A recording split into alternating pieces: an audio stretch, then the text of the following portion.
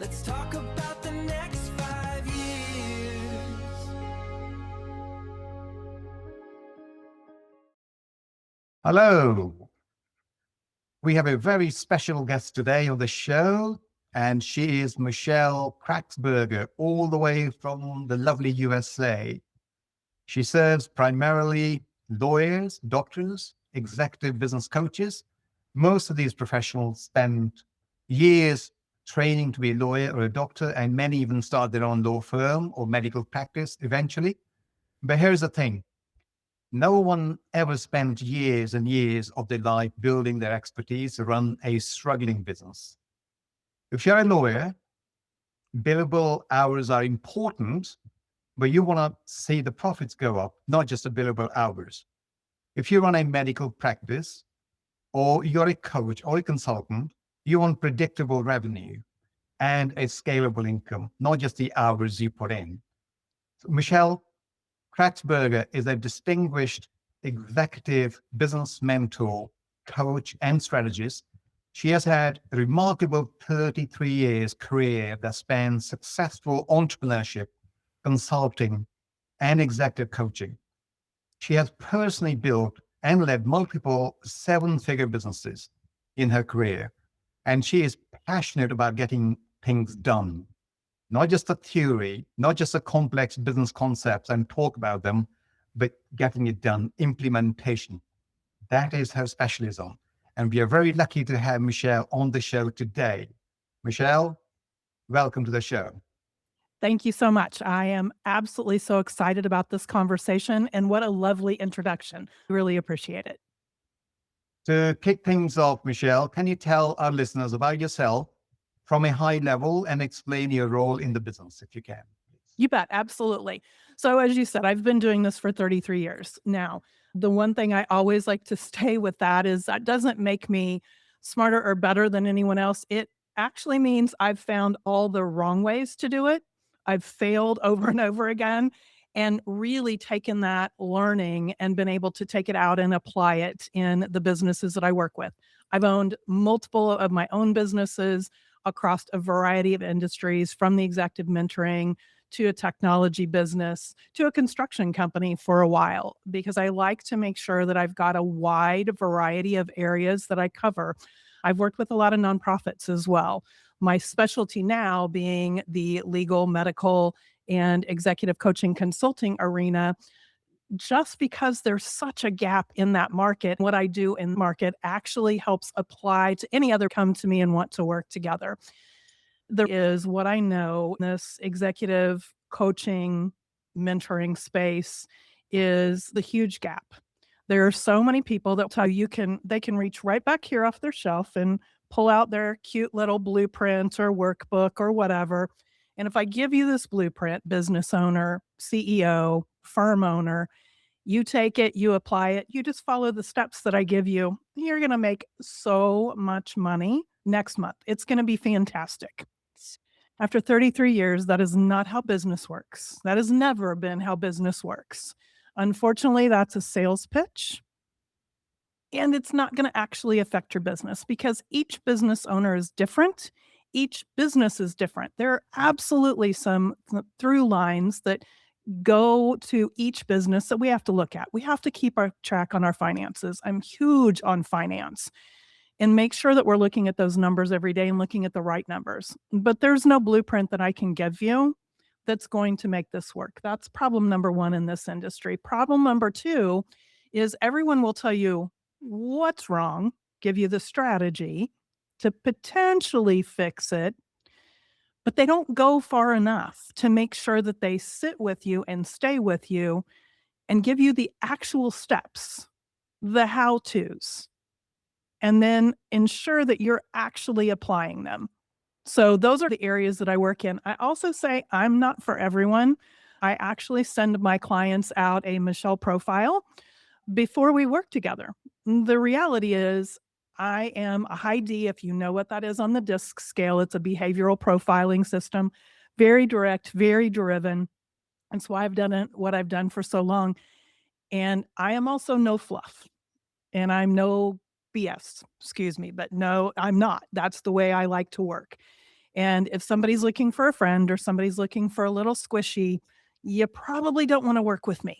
So there is me in a nutshell and what I do and how I go into a business typically is most of the time it's referrals. I don't advertise. I don't need to. I haven't needed to. I'm a referral based business and coming from things like this. So we'll have somebody come into our organization. I meet with them personally and determine where do we need to go. That's my diagnose situation. So I'm going to start by diagnosing the business. Then we're going to look at fixing, which really is what are all the options that we have for this potential issue that we need to start with. And then we're going to go into implementation. And that's when I'm going to say, hey, here's the how to's. You need to use AI, or you need to work on your finance, or you need to work in marketing or sales or operations or your own mindset. That's always a big one. And here are the things you're going to do. You're going to take them away, and then you're going to come back and you're going to report back to me and let me know how'd that go.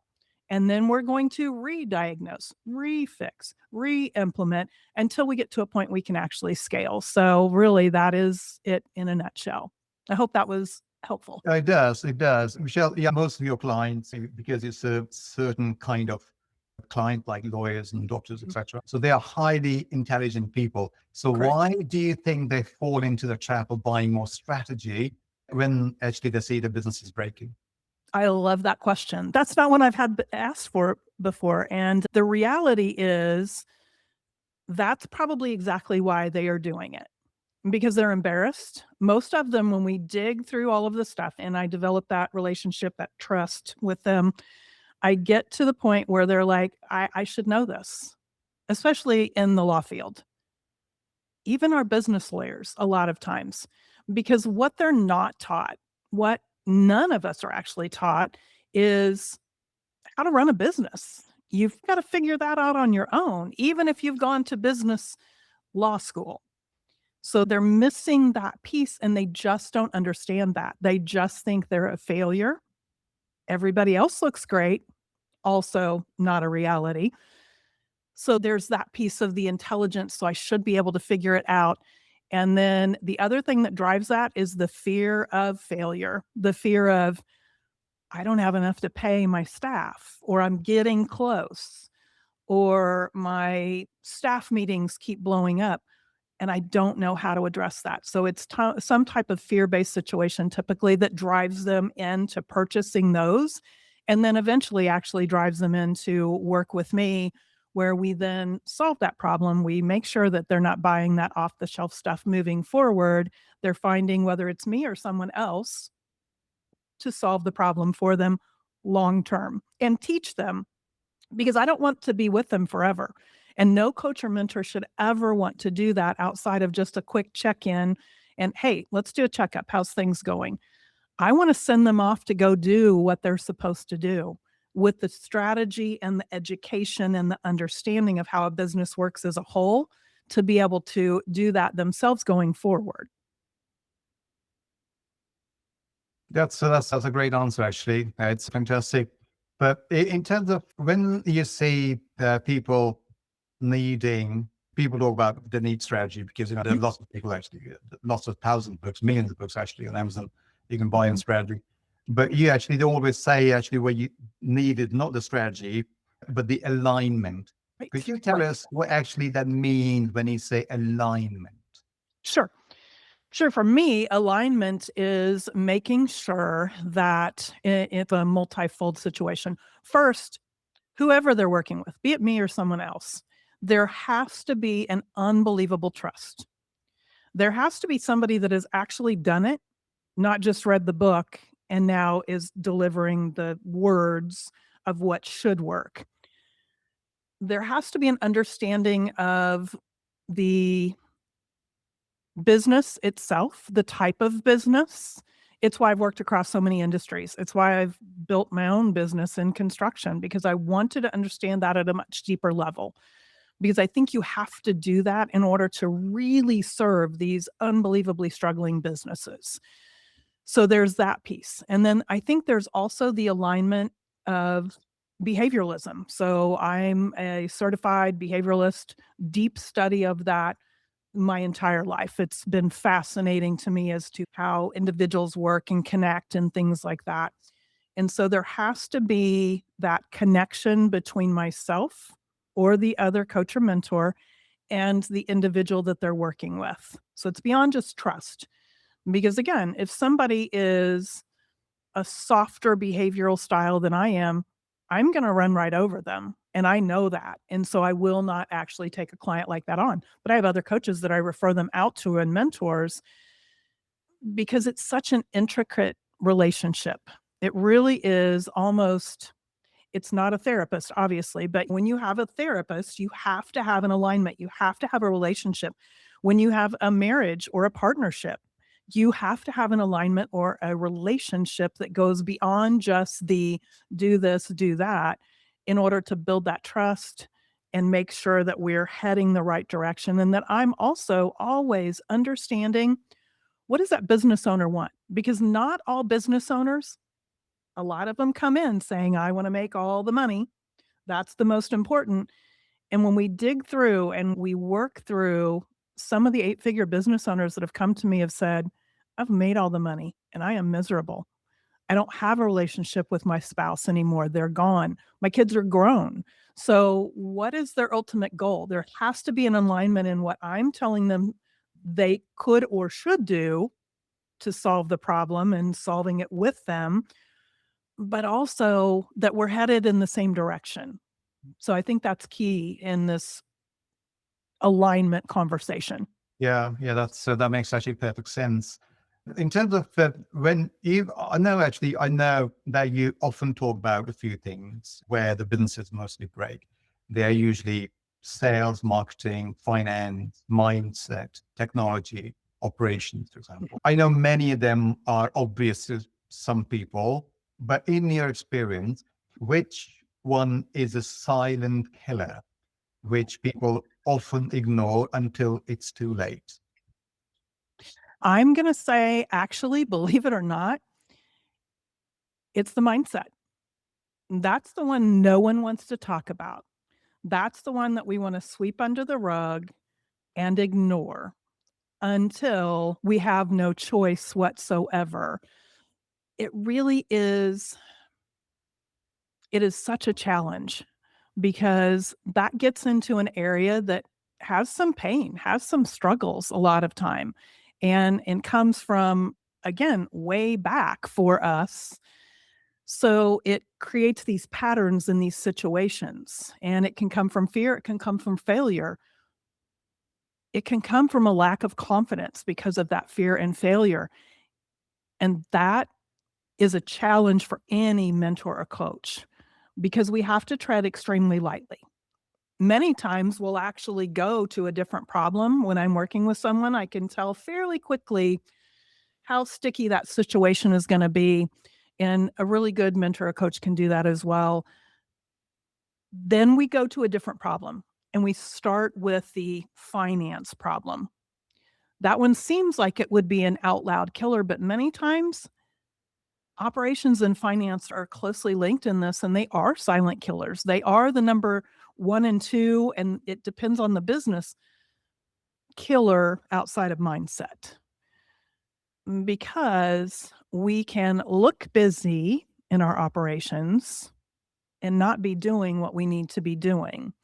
In our finance, we can be tracking numbers, but those numbers are not the ones that matter to our business in our industry.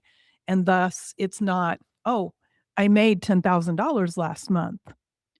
But what was your expenses against that? So, what was your profit?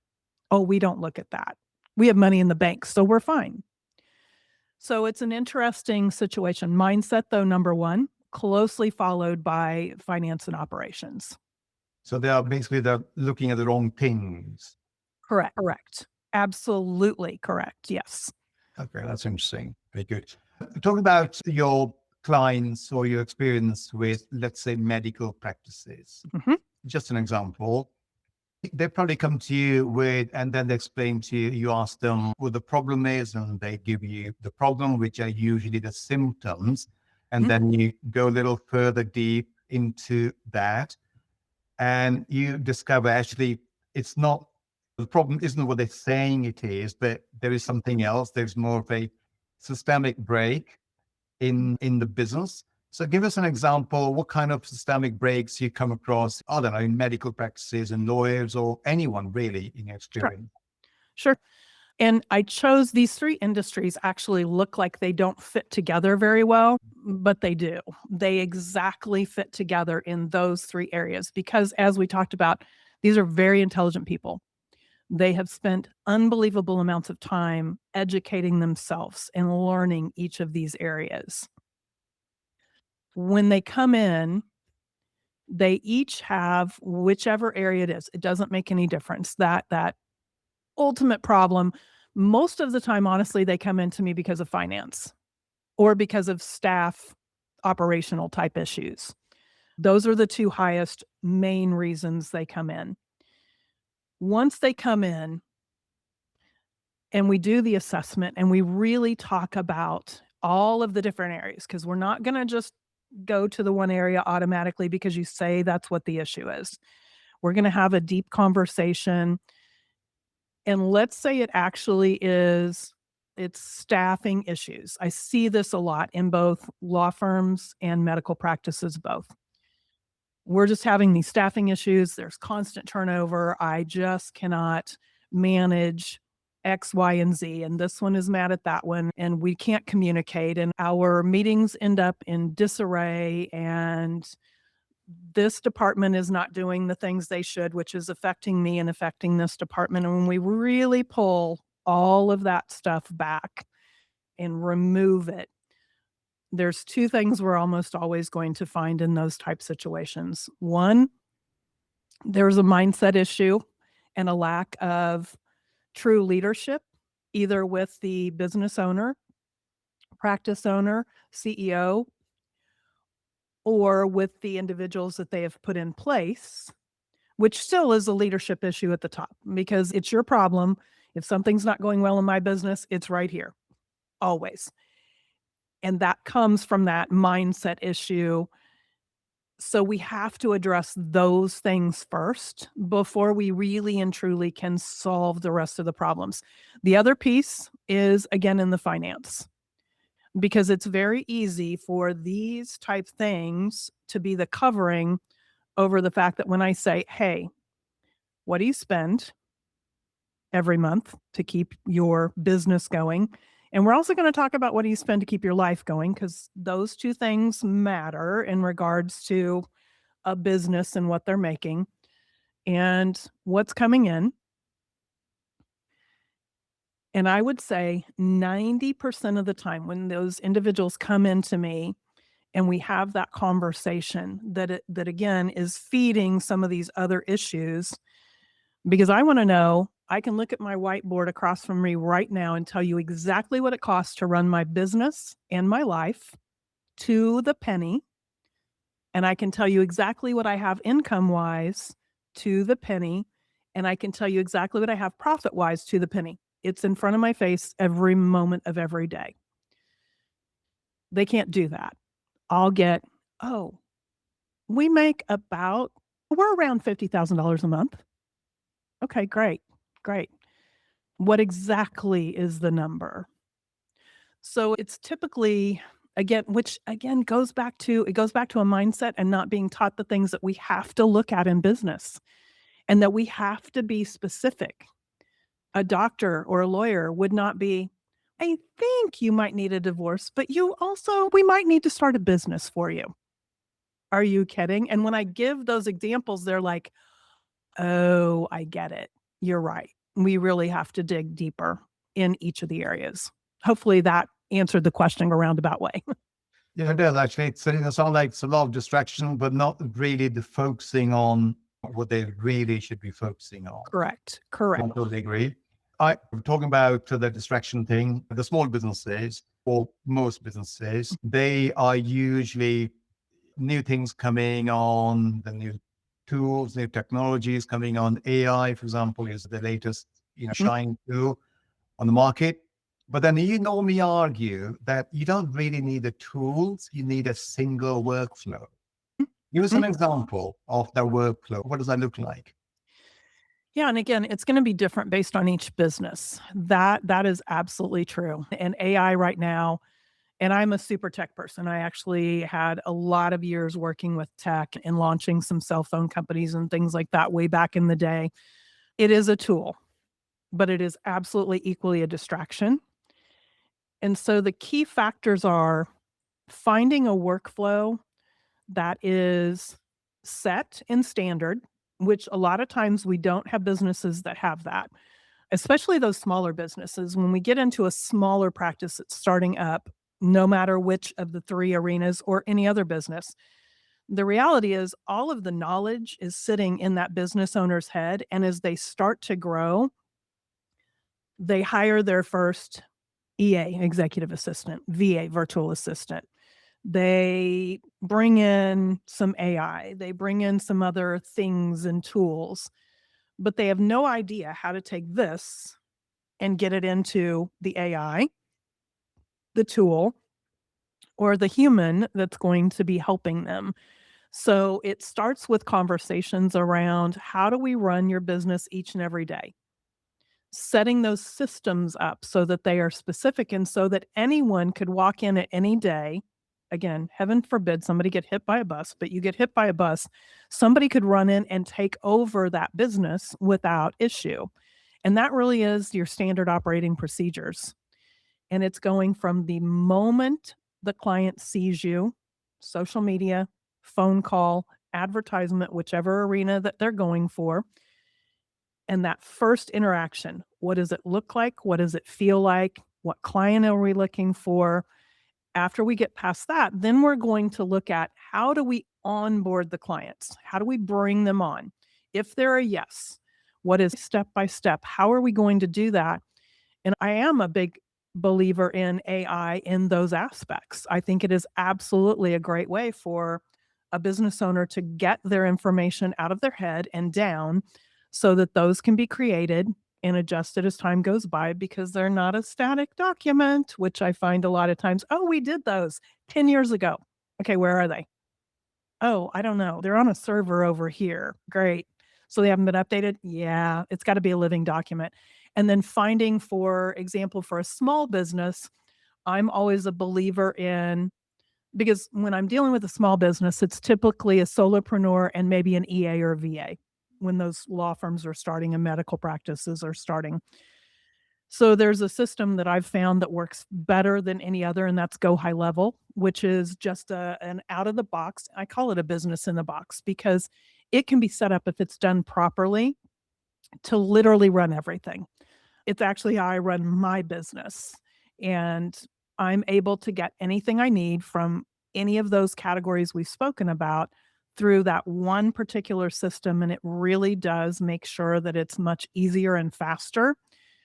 Because unfortunately, in this day and age, we have to get easier and faster to increase income a lot of times. And the systems and tools help that. But really, it's that determining what the processes are first before we go any farther to make sure. And knowing that it's a living document, knowing that document is constantly being updated and not by the owner. That's another mistake I see a lot. I'll go back and no, when you hire somebody, that is the first thing that we're going to do. You are responsible for making sure if we make a change, we have a conversation about that change, we update the document, and everybody understands that and sees that. So that's, again, I think I answered your question again. Yeah, I totally get that because at the end of the day, you're not talking specifically to a certain business, but I just want to have an overview of that so people can get a sense of it. Right. The once you just another question actually comes to my mind is once you diagnose a problem, you can take any example in your mind, any lawyer or anyone really. Once you diagnose a problem, how do you help them? They're very busy professionals, they're very busy people. Yep. How do you help them actually find time so they can actually implement the fix actually you recommend them? Sure. Because they're still very busy running day-to-day business anyway. How do they find time to do all the stuff we tell them to?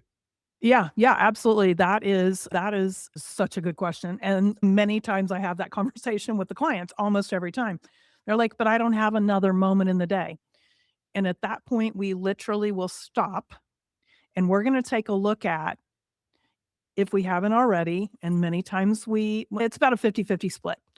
We will look at, what does your day look like? We're going to literally map that day out. And I use a red, yellow, green technique. Somebody on the internet taught me a long time ago. No clue who it is, or I'd give them credit for this particular method, but it works great. So in the red, yellow, green, we have red for stop, yellow for caution, green for go. So we look at it this way. When we look at your calendar and your day, what are the things that you, as an executive running a business, should not be doing? I don't answer my own emails. I have somebody that does that for me, because we call it a $10 task versus a $10,000 task. So all those $10 tasks, they got to go. Those are green. So we're going to take your calendar, your electronic or your physical calendar, and we are going to literally highlight in green the things that we do that are things that we should not even be thinking about. Now, obviously, I have certain clients and things that nobody gets to answer those. Those are for me. So those are not a green task. Those are a yellow task, actually. So yellow being that somebody else is going to get it started for you. You're going to check it or adjust it and send it back for them to do. Then red tasks, only you can do. Only you as a business owner can set the direction of the organization. Nobody else can say your why. Nobody else can say where we're going.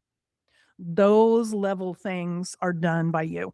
When we strip all that away, a lot of times we find, oh, look, you've got an hour here. You've got 30 minutes there. And if you have a team, we're going to also talk about, which most of the time I'm working with somebody that at least has an EA or a VA. We're going to talk about also, what are the things that individual should also be doing and taking on to free up more of your time? Or is it time that we find and hire someone else? I don't do my own social media stuff. Somebody does that for me. I record a video that I put out on all my socials or trainings and things like that. Those are recorded by me, but I don't edit them. That would be absolutely crazy for me to do that. So it's looking at those little things.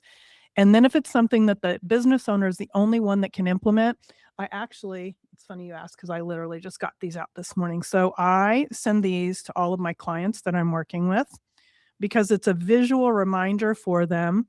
It's a little tiny baby brick. It's actually made by an actual brick person, and they get 10 of these. So they've got these 10 little bricks, because it's a reminder that we build things one baby brick at a time, one small step at a time.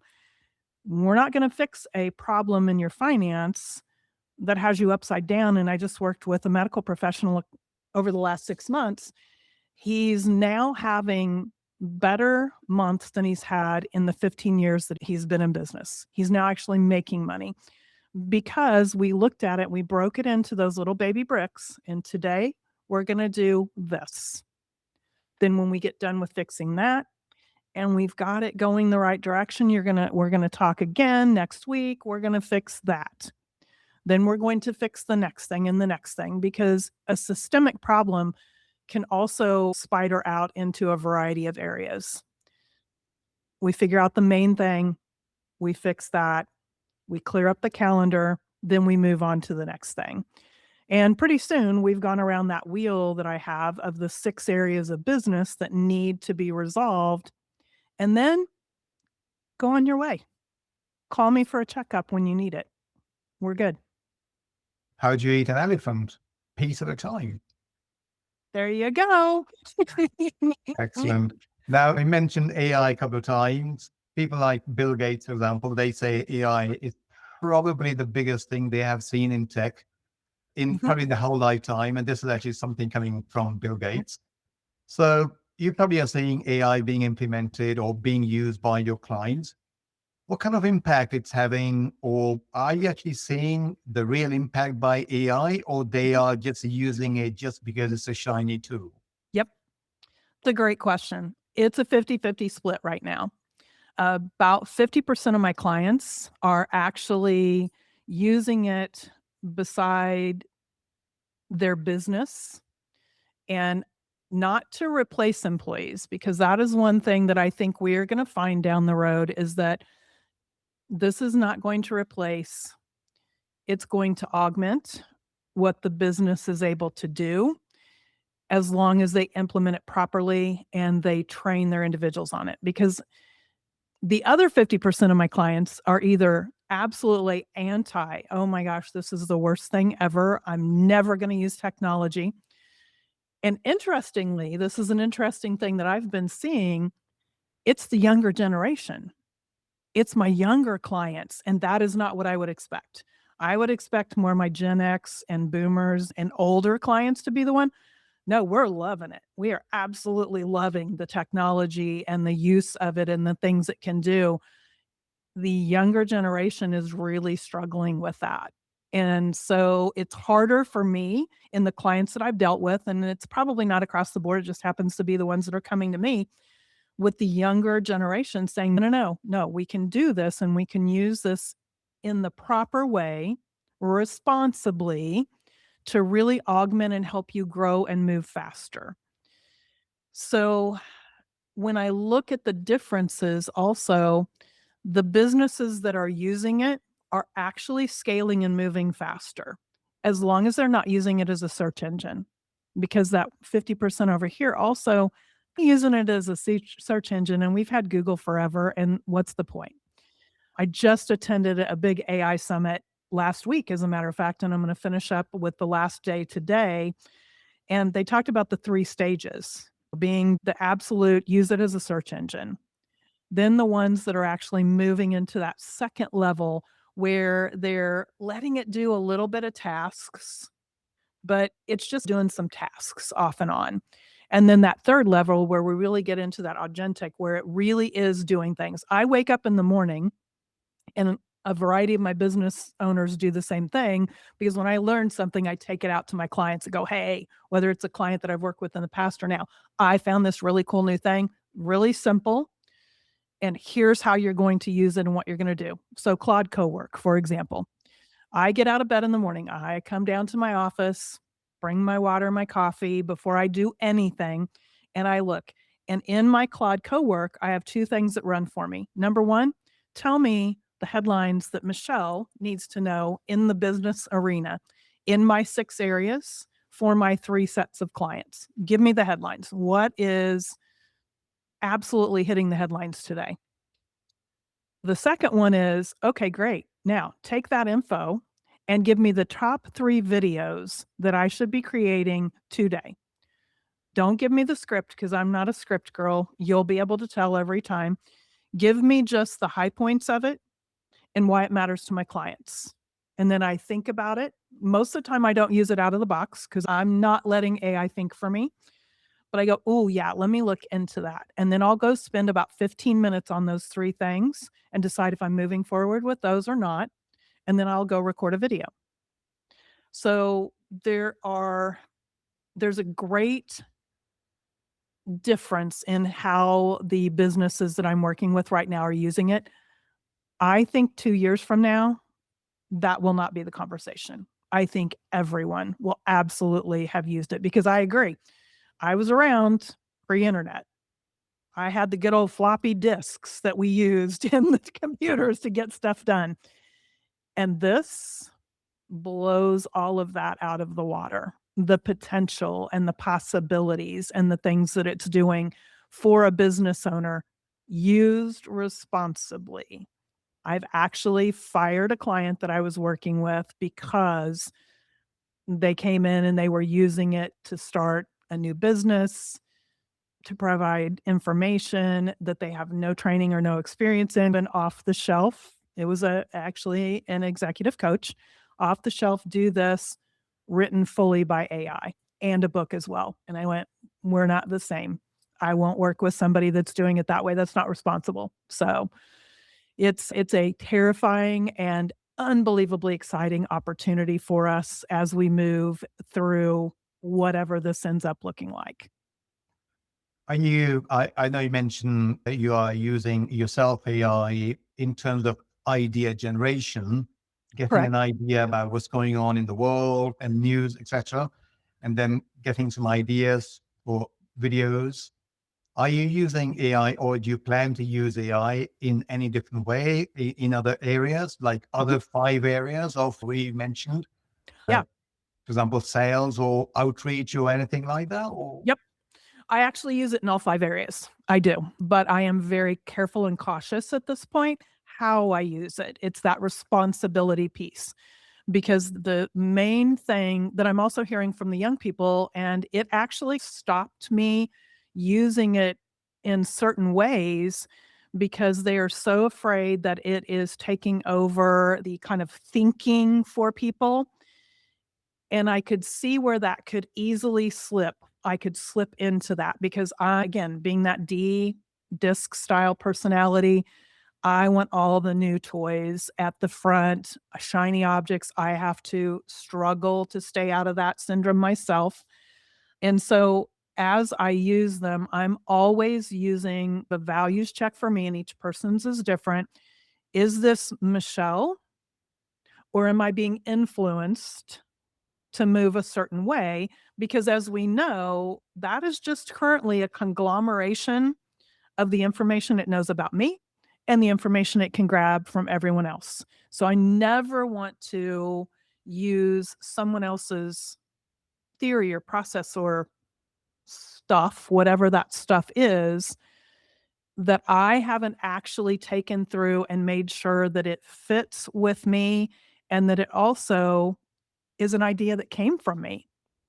So idea generation, yes. Sales, marketing, ops, tech, mindset, things like that. I will use it as a thinking partner for sure in every area.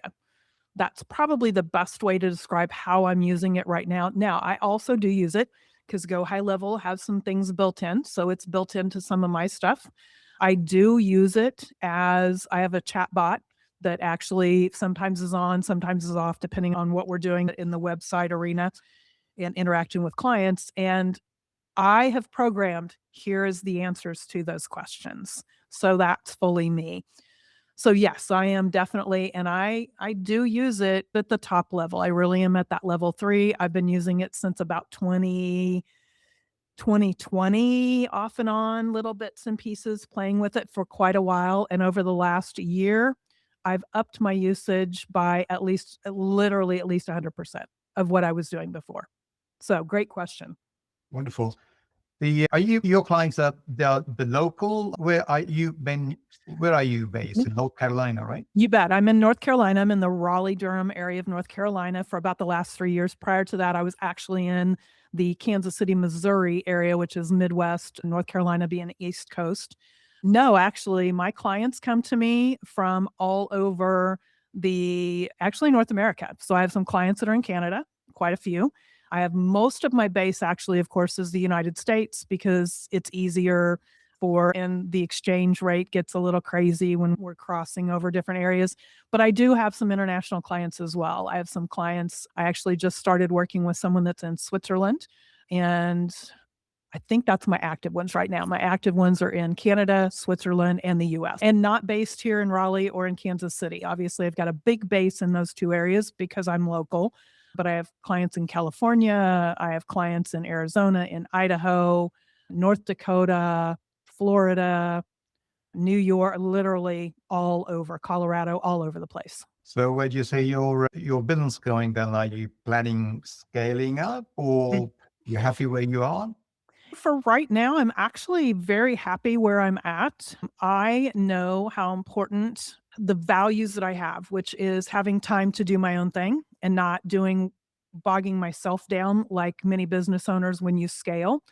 There is a time that I might consider scaling in a few years. Right now, I've got a brand new grandbaby on the way. And so I actually have metered my business to be able to have that time to jump in and go on a trip to Disney World or go to the ocean or go to the mountains, those type things. That to me is as important as the scaling my business. Now, I'm always getting new clients because I'm always graduating clients out. So for me, it's a great thing because I don't have to stop being able to impact other individuals while still being able to maintain at the level that I'm currently at, the number of clients and hours and things that I work. Congratulations, by the Thank way, you. and good luck for your little baby. Thank you. And in terms of business, Mhm. do you feel any, because everyone, even Michelle, I'm pretty certain, might have some fears and uncertainties when it comes to the future in terms of business and going Yep. forward. Yep. So what are they? Give us some idea. You Or bet. are there any? Oh gosh, absolutely. Anyone that tells you there isn't is absolutely straight up lying. There's no two ways about it. We all have those challenges. Obviously for me, and I know I've done the work. Number one, I always have a coach. Any mentor or coach that tells you they don't have a coach and can't name who that is or some details, run the other direction, because we cannot fix what is not also being fixed or helped in us, coached and mentored in us. So I think that is always a requirement. And so when my coach and I get together, we have lots of conversations around finances, because even though I'm really great in telling others in regards to their finance, that's an area that I can slip and not pay attention to the things I need to. So that is a fear. That's a fear based from growing up small town Midwest female in the 1960s and 70s, 80s timeframe, end of the 60s, early 70s and 80s. And I did not fit in that arena because I always wanted to go do more and be more. And I did not want to, at that time period, again, the female thing, if you go to college, you're going to go until you find your husband, and then that's it. And you're going to be done. That did not fit for me ever. I always knew that I would do something more. I didn't know what it was back then. So that fear is strong. Of also working through the busyness versus the actual impactful activities. So I'm able to teach and work with clients because I've had every one of the challenges that I'm speaking to myself at some point in my career. Right now, it really is making sure that I'm using my time optimally, focusing on the things that are actually going to move the needle. So I'm making those sales calls if I need to make sales calls, or I'm looking at the marketing material that we're putting out and this by way of social media, because again, I don't advertise. Most of my clients don't advertise. I'm not a big fan of advertising because I actually worked in that industry for about 2 years, just trying to see what's happening in the coaching advertising industry, and it is a nasty industry. So I'm very careful in that arena. But back to your point, literally it is staying focused on the tasks that need to be done in order to keep my business running the way that it needs to and move forward. And then managing my finance and making sure that I'm making good financial decisions for myself and the people that work with me. That's very practical. So Michelle, before we wrap up, Mhm. what's one piece of advice you could give to, let's say, other CEOs or the Mhm. business leaders out there listening to your thoughts today, who are trying to manage the gap, let's say, between where they are now Mhm. to where they really want to be? Yep. One thing and one thing only. Find a mentor, find a coach. You need somebody. This is not a solo sport. This is not a solo sport. I say that constantly to people. You have to have somebody that is sitting on the outside looking in, because your nose, and I keep all of these props intentionally so that when I get on with a client, when your nose is on the mirror, you cannot see your entire face. So get out of your own way. Go find somebody that can help you, that can speak into it, but be very careful when you do that. Make sure this is somebody that has the experience and not just a workbook off of the shelf. That is my number one advice. It's why I keep a coach myself and a mentor. That's perfect. Actually, that's a really powerful takeaway, Michelle. Thank you Thank for you. that. And this is really, actually, a very fantastic way of putting it as well. So you put it really fantastically. So, and it also perfectly summarizes the challenges many business leaders are facing Mhm. today, which Yeah, is not really facing any challenges or not looking themselves in the mirror at all. So, the coach, a good coach, actually can show them mhm, exactly where they are. yeah, They will tell them what they really don't want to hear. correct, correct. And So that's great. Thank you, Michelle. I really appreciate that. If someone wants to get in touch with you, Sure. then what's the best way of doing that? You bet. Actually, so I go by Michelle K because nobody wants to say or spell Kratzberger. So you can literally just go to my website. That's always my suggestion, the michellek.com, THE, Michelle with 2 L's, K. And you can jump on there. And I do free live business fixes where we will solve a problem and go clear through with an implementation plan in 1 hour. We can do those live on camera. I have clients that go, yeah, I'm a little embarrassed still. I don't want to do that. Fine. We will black you out so no one sees you. The screen will be black. And then we'll do those. And then again, with permission. And I've only had one client in the situation and warranted it where they said, hey, please don't put that out. Absolutely. But with permission, then it goes out on social so it can help other people because it's the same problem. I solve the same problems over and over every day. But themichellek.com. This has been absolutely a joy. Thank you so much. You've asked me a multitude of questions that nobody gets into.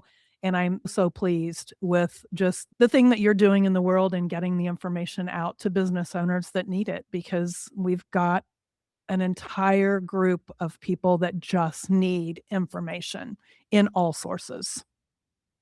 Michelle Kratzberger, thank you. Really appreciate your time for coming on the show today. Thank you so much. It's been fantastic, truly.